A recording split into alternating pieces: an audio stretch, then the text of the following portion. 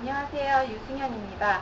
제가 오늘 처음으로 여러분들께 말씀드릴 주제는 RFID입니다. 요즘 어느 상점을 가더라도 바코드를 쉽게 찾아볼 수 있는데요. 1988년 우리나라에 처음으로 보급된 바코드의 가장 큰 장점은 바로 저렴한 가격이라고 할 수 있습니다. 하지만 낮은 기억 용량, 재프로그램 불가, 상품의 동시 인식 불가능이라는 단점들을 갖고 있는데요. 바로 이러한 단점을 보완하기 위해 나타난 것이 IC칩 카드입니다. 그 대표적인 예가 교통카드를 들 수 있고요. 요즘 최근 많이 사용되고 있는 모바일 칩 또한 그 대표적인 예라고 볼 수 있습니다. 여기 핸드폰을 지금 자세히 보시면 여기 IC칩 카드가 장착되어 있는데요. 바로 이것이 IC칩 카드입니다. 교통카드나 신용카드, 모바일 뱅킹 이런 기능을 가지고 있는데요. 그러면 이 IC칩 카드의 종류는 데이터 장치와 사용자 사이의 접촉 여부에 따라 비접촉형, 접촉형 IC칩 카드로 나눌 수 있는데요. 이때 비접촉형 ID 시스템이 바로 오늘 이야기하려는 RFID라고 합니다. RFID는 Radio Frequency Identification의 약자고요. 간단하게 정의를 살펴보면 상품, 사물, 동물 등의 고유 코드가 기록된 전자 태그를 부착하여 근거리에서 무선 신호를 이용하여 해당 사물의 정보를 인식하고 식별하는 것을 말합니다.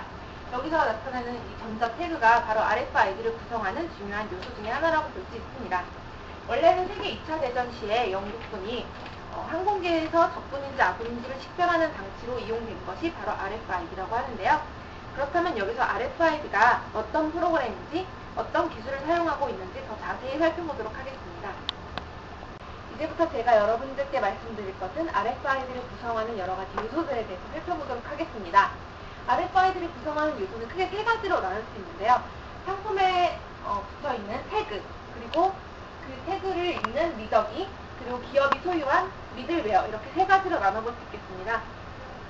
먼저 이 태그를 살펴보시면 이 태그는 성냥 크기보다 작은 칩으로 상품에 대한 여러 가지 정보를 담고 있습니다. 생산이나 유통, 그리고 소비자에 대한, 그리고 보관에 대한 그런 여러 가지 정보를 담고 있는데요.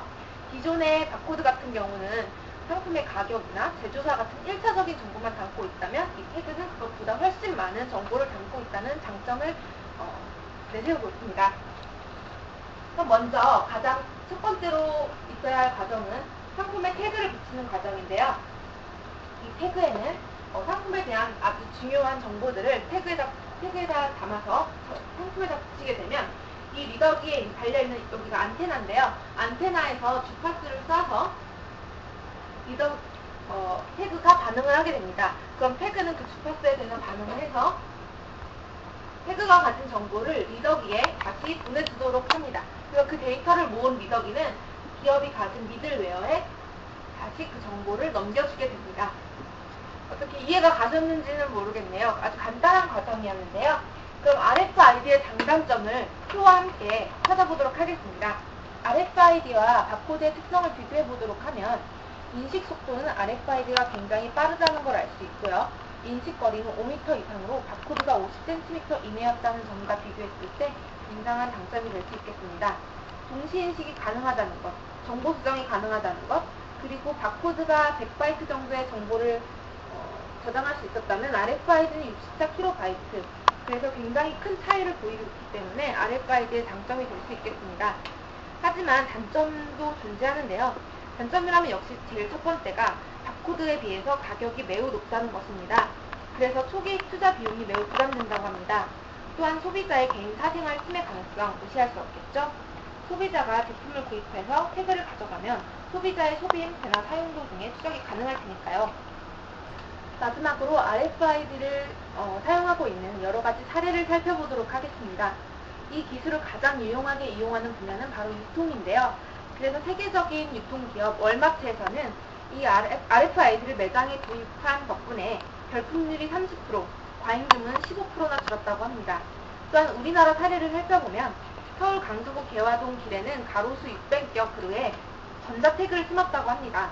이 전자태그에는 나무의 종류뿐만 아니라 심어진 날, 그리고 행정구역, 그런 여러 가지 정보가 내장되어 있기 때문에 구청에서 컴퓨터로 가로수 하나하나를 관리할 수 있다고 합니다.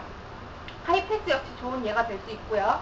최근에 KTX에서는 한우 정보 서비스, 와인 정보 서비스에 대한 그러한 여러 가지 정보를 모바일 RFID를 수험 서비스로 선보이고 있다고 합니다. RFID 산업이 더욱더 활성화되기 위해서는 여러 가지 숙제가 아직도 남아있는데요. 아까도 말씀드렸지만 초기 투자 비용이 매우 부담되기 때문에 그 문제를 가장 먼저 해결해야 할 것 같고요. 또한 RFID에 할당된 부족 가능성이 우려되는 주파수 대역의 확보 또한 필요하다고 생각합니다.